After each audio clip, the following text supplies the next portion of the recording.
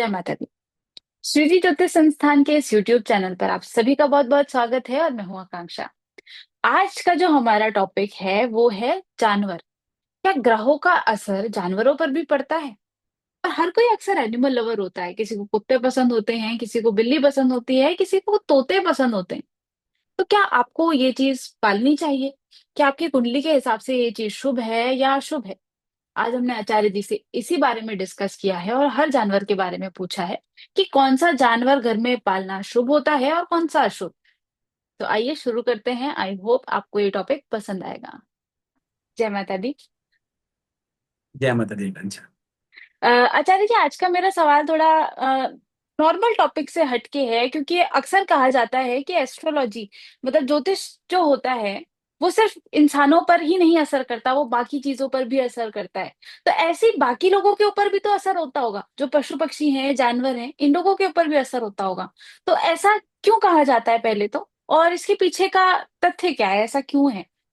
आकांक्षा, ये बोला गया है, ऋषि मुनियों ने बोला हुआ है कि ग्रहों का असर सब पे होगा, पक्ष पक्षी या इंसान। हम्म। क्यों बेटा? ग्रह तो बेटा सबके जीवन में है, और बिना ग्रहों के तो कोई भी जीवन में चल भी नहीं सकता। जैसे कि ऑक्सीजन क्या है? ये हमारी बृहस्पति है।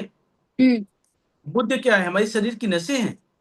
और नसें इंसान में भी होती हैं, जानवरों में भी होती हैं। हम्म। रिश्ते इंसानों में भी होते हैं, जानवरों में भी होते जानवरों हैं। में भी होते वो भी अपने रिश्तों को निभाना जानते हैं। हैं। हम्म। शुक्र क्या है? लग्जरी। हाँ। और जानवरों में क्या होता है कि एक जानवर थोड़ा कमजोर होता है, एक जानवर तो हट्टा कट्टा होता है, तो लोग उसको ज्यादा पसंद करते हैं, जो साफ सुथरा बन के रहता है। एक हाँ इसका मैं लॉजिक देता हूँ आपको लग्जरी का। जी। जानवरों में एक लड़का होता है जो हमेशा बन ठन के रहता है, उसके बाद बेशक कम पैसा होगा तब भी अपने आप को मेंटेन करके रखेगा। हम्म। और यदि जानवर की बात करूं, तो एक वही डॉग होगा जो रोड में इधर उधर टहल रहा होगा, उसको कोई भाव देने वाला नहीं होगा। और एक डॉग होता है जो राजा महाराजाओं के घर में राजाओं की तरह बन के रहता है। वहां एसी भी लगी होगी, सारी व्यवस्थाएं उसकी होगी, उसके नौकर चाकर भी होंगे। तो एक तरह का राज भाई। तो आकांक्षा, राज तो उसकी भी कुंडली में राज हो। सही बात है। राज तो कर रहा है ना वो। जैसे जैसे हमारे तुम्हारे कुत्ते घर ही का लगा कुत्ता है। लीजिए। हमारा कुत्ता जी। यहाँ एसी, उसके लिए स्पेशली एक कमरे में एसी लगाएगी, वो उसी में ही बैठेगी। और उसको कुछ चाहिए होता है ना तो वो भौंक देती है वो तो हमको पता रहता है कि क्या चाहिए उसको। तो मतलब तो उसके इतने आकांक्षा, ठाट बाट है। और जो बाहर रोड पे जो कुत्ते रह रहे हैं बेचारे, इतने गर्मी में हैं, कभी भोजन मिलता है नहीं मिलता, पानी मिलता है नहीं मिलता है, तो ये तो शुक्र की ही बात हो गई। बिल्कुल। तो इसको बेटा बोला गया है कि ग्रहों का असर सब पे होगा, पक्ष पक्षी या इंसान। क्योंकि हर एक इंसान को ऑक्सीजन चाहिए होता है, बिना ऑक्सीजन कोई जी नहीं सकता। हम्म। हर एक इंसान को खाने के लिए कुछ ना कुछ चाहिए, उसके बिना इंसान चल नहीं सकता। एनर्जी कहाँ से आएगी? भोजन से। तो जो घास होती, जितनी भी हरी चीजें होती हैं, इसको हम्म। हम बोलते हैं बुद्ध। जी। जानवरों को चाहिए होता है वो, और इंसानों को चाहिए होता है खाने के लिए कुछ भी। हम्म। चंद्रमा, पानी, पानी इंसान को भी चाहिए होता है, जानवरों को भी चाहिए होता है। तो हम्म। बेटा ये योग है, कुदरत ने ऐसे नियम बनाए हुए हैं। और सबकी आयु का एक समय दिया गया है कि इस जो भी पृथ्वी पे पैदा हुआ है उसको एक दिन जाना ही जाना है। चाहे वो इंसान हो या चाहे कोई जानवर हो, चाहे वो हम्म। गरीब हो चाहे कोई अमीर हो। भगवान ने यहाँ पे कोई भेदभाव नहीं किया है। इसलिए बेटा ज्योतिष शास्त्र कहता है कि अपने समय के अनुसार यदि आपने अपने उपाय करके चलते हैं, तो हम्म। जीवन में किसी भी तरह कोई भी तकलीफ आपके जीवन पर नहीं आने वाली है। यदि आपने उसका उपाय नहीं किया, तो ये आपके मानसिकता को खराब करेगा, संस्कारों के खिलाफ जाने वाला बच्चा होगा। और जीवन में बेटा एक के बाद उसको एक के बाद एक कष्ट मिलने ही मिलने हैं। हम्म। तो ये बेटा क्लियर हो पाता है आपकी जन्म कुंडली के अनुसार कि कौन सी महादशा लगी हुई है, कौन सा वक्त आपका अच्छा चालू है, कौन सा वक्त बुरा आपका आने वाला है। उसके अनुसार आप उपाय करके चलते हैं तो जीवन में कभी भी आप फेल नहीं हो सकते हैं। क्योंकि ये बेटा अपना एक्सपीरियंस है, ये मैंने लोगों को देखा हुआ है। जी। यही ग्रह हैं जो आपको राजा बनाते हैं, यही ग्रह हैं जो आपको बर्बाद भी करते हैं। हम्म। बेटा समय का असर है। तो इसलिए बेटा बोलते हैं कि हम जो अच्छा या बुरा जो भी करते हैं, इसी जन्म पे हमको भोग के जाना होता है। ये बिल्कुल, ये बेटा जो कहावतें जो लिखी हुई हैं बिल्कुल ये सत्य है। हम्म। तो बेटा आप लोगों से मैं यही चीज ये कहना चाहूंगा कि समय के अनुसार अपने उपाय करके चलें, ग्रहों को ठीक करके चलें।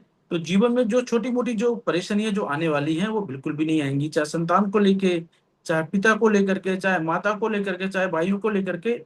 और जिनकी कुंडली में बार बार जो धोखे मिलते हैं, हम्म।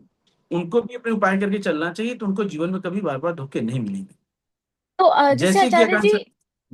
एक मेरा इसी से जुड़ा सवाल है, क्योंकि आपने भी बताया कि जानवरों के ऊपर भी असर होता है।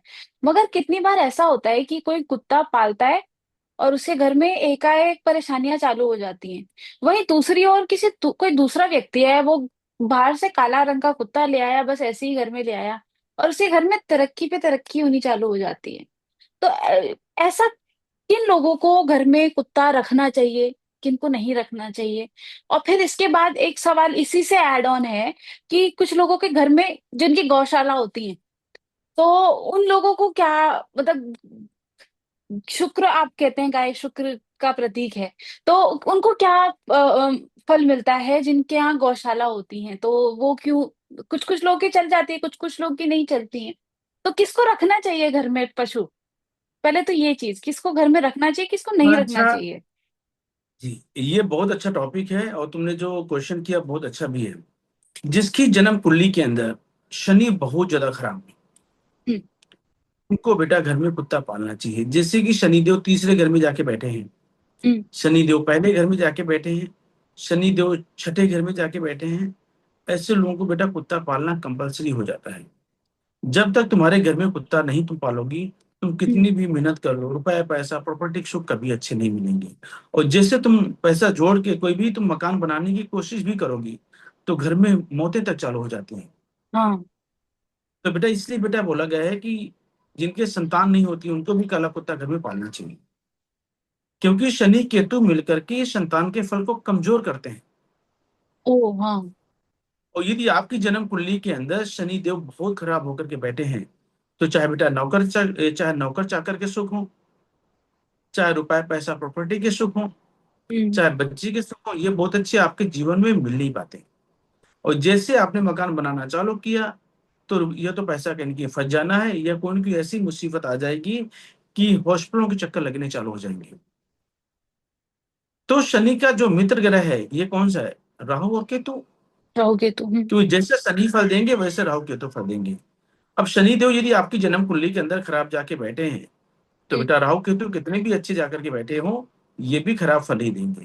तो इसलिए यदि आपने उनके मित्र ग्रह को स्थापित कर लिया कि यदि आपने घर में अपना काला कुत्ता पाल लिया, तो इसका बुरा इफेक्ट नहीं आएगा। और जैसा शनि फल देगा, तो राहु केतु भी अपने उच्च के फल देंगे। हम्म। कुत्ता पालने से बेटा जीवन में बहुत अच्छी खुशियां मिलती हैं, तुम्हारे घर में बेवजह के कलेश नहीं होते हैं, और तुम्हारे घर में निगेटिविटी नहीं रहती। बिल्कुल। जब भी कोई बुरा वक्त आने वाला होता है, पहले उसका इफेक्ट कुत्ते के ऊपर आता है, इसके बाद अपने ऊपर आता है। तो कम से कम परिवार तो सेफ रहता है, इसलिए बेटा जानवर घर में पाले जाते हैं। आचार्य जी, ऐसा हमारे पड़ोस में हमने देखा था कि किसी के घर मछली का टैंक था। तो उनके घर में ना बहुत सारी मछलियां, उनको बहुत शौक था मछली का टैंक का। मगर हुआ ये कि एकाएक मछलियों ने मरना चालू हो गई, मछलियां एकाएक। तो ये क्यों होता है? उन लोगों ने इस चीज को ये समझ लिया कि शायद उनके घर पे कोई बहुत बड़ी आपदा आने वाली थी, किसी की मृत्यु होने वाली थी, इस वजह से उनका सारा टैंक खराब हो गया। वो मछलियों ने अपने ऊपर ले लिया। तो ये मछलियां पालते हैं लोग, तो इसके पीछे क्या लॉजिक है, और किसको पालनी चाहिए और किसको नहीं पालनी चाहिए? बेटा लक्ष्मी बोला गया है मछली को। और यदि बेटा आप घर के अंदर मछली पालते हैं, तो जो लोग रंग बिरंगी मछली पालते हैं, वो डिपेंड करता है कि आप कौन सी दिशा में रखते हैं तो ज्यादा बेस्ट है। अच्छा, वैसे इसमें। पश्चिम दिशा में रखा गया तो सबसे बेस्ट माना गया है। और यदि इसको साउथ की दिशा में रख दिया गया है, तो बिल्कुल भी अच्छा नहीं माना गया। ओ। तो जो लोग मछली पालते हैं उनको खास करके साउथ की दिशा में मछली का जो एक्वेरियम होता है वो बिल्कुल नहीं रखना चाहिए। हम्म। और वहां पे लाल मछली बिल्कुल भी नहीं डालना चाहिए। हम्म। क्योंकि आकांक्षा क्या होता है, मछली जो जिसके घर में धन को लेकर के परेशानी हो रही हो, उसको बेटा जरूर मछली पालना चाहिए।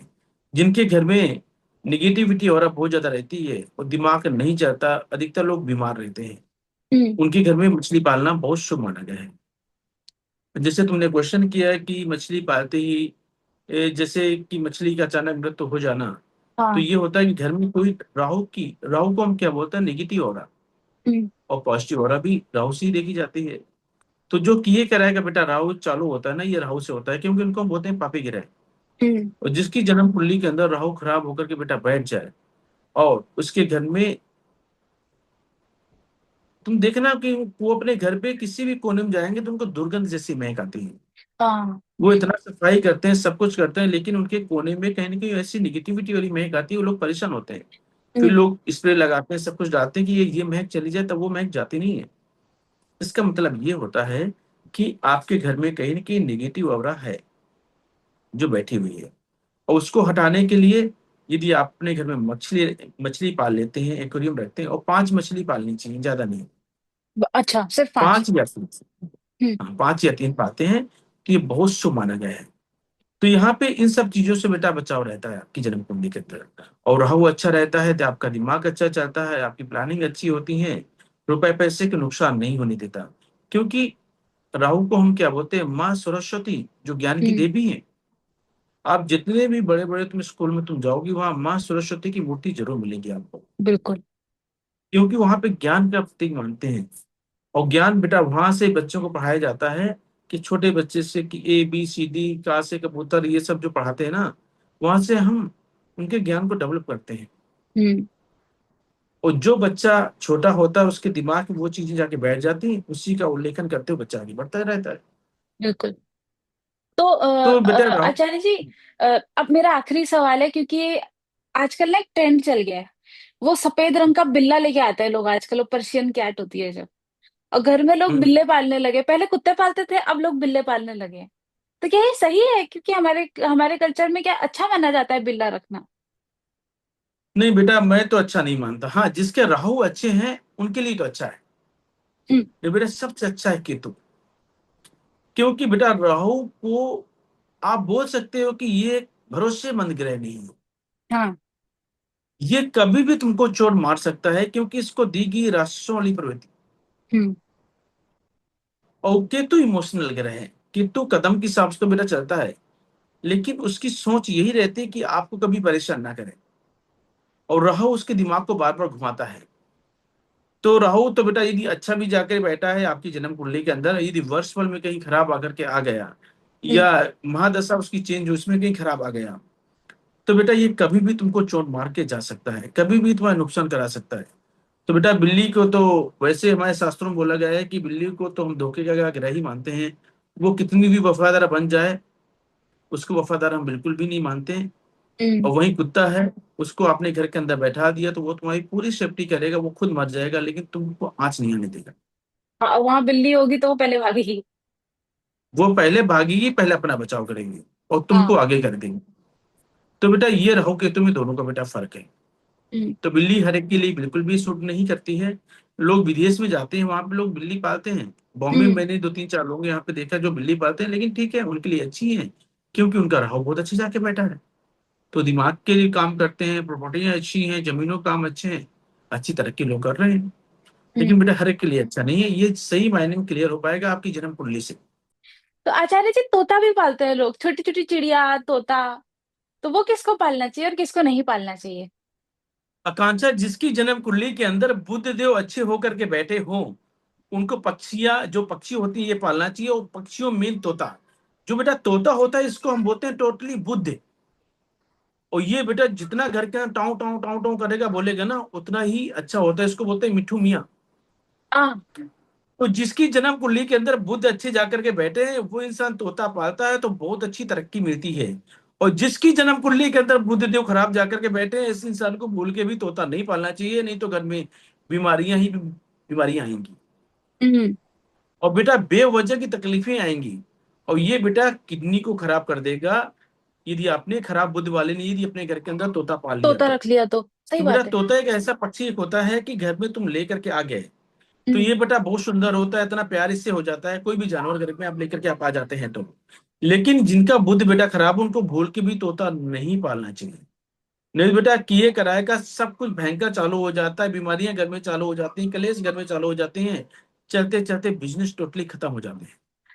तो यदि आपकी बताओ। जन्म कुंडली के अंदर ध्यान से सुनना हम्म। है आपको, बुध देव दूसरे घर में है, चौथे घर में है, छठे घर में शुभ होकर के बैठे हैं, आप तोता पाल सकते हो। यदि आपकी जन्म कुंडली के अंदर बुध देव बहुत ज्यादा खराब होकर के बैठे हैं, बेटा ये गलती भूल के मत करना, नहीं तो बर्बाद हो जाओगे। हम्म। तो इसी के साथ आचार्य जी आज का हम लोग अपना वीडियो जो है वो समाप्त करते हैं, मगर एक लास्ट सवाल मेरे दिमाग में अभी भी आया। लोग कछुए भी पालते हैं, छोटे जी छोटे कछुए ले आते हैं, तो वो अच्छा रहता है क्या घर में? बेटा, कछुआ बोला ही गया है शुभ होता है, लक्ष्मी का इसका रूप ही बोला गया है।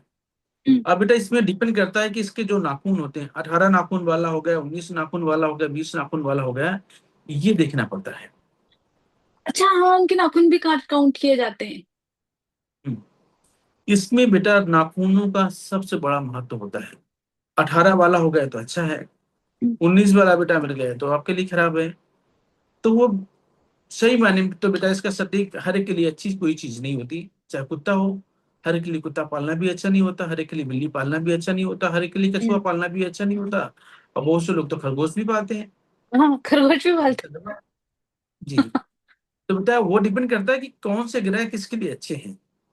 अब देखो, जिसकी जन्म कुंडली के अंदर चंद्रमा छठे घर में जाके बैठा हो, हैं। हम्म। या केतु छठे घर में जाकर के बैठे हैं, हम्म। तो ऐसा व्यक्ति यदि खरगोश पाल ले, वो भी सफेद, हम्म। तो बोलते हैं कि जीवन में तरक्की ही तरक्की मिलती है उसको, कभी भी धन की कमी नहीं आती उसके घर पे।